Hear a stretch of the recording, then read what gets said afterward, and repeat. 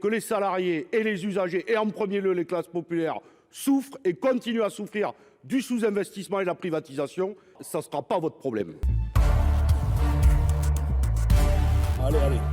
Monsieur Gay, pour une explication de vote sur cet amendement. Monsieur le Président.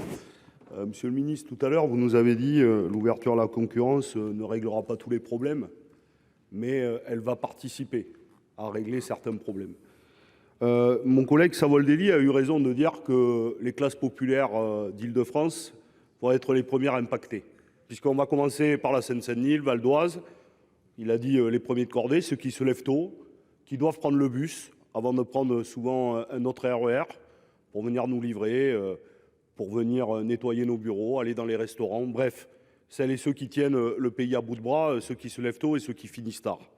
Là, déjà, on a une situation dégradée en Seine-Saint-Denis. Non, mais je vous dis ça parce que, voilà, à Montreuil, le bus 322, 60 minutes d'attente.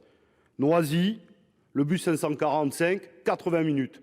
Le bus 148, cher collègue Capo-Canellas, puisqu'il passe à Blanc-Ménil, dans une ville pas loin de chez vous, c'est 1 heure.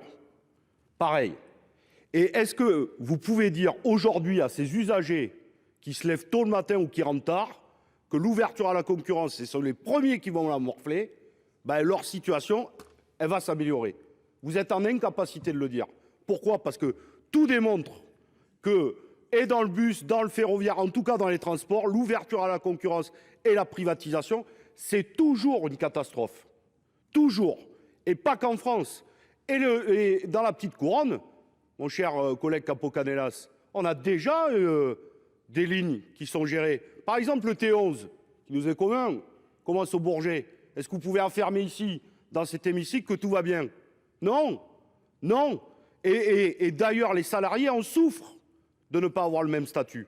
Donc, ce n'est pas une loi pour les salariés, pas une loi pour les usagers. En réalité, vous repoussez un calendrier, surtout électoral, et surtout après les Jeux Olympiques et Paralympiques. Et après, en réalité, que les salariés et les usagers, et en premier lieu les classes populaires, souffrent et continuent à souffrir du sous-investissement et de la privatisation, ça ne sera pas votre problème.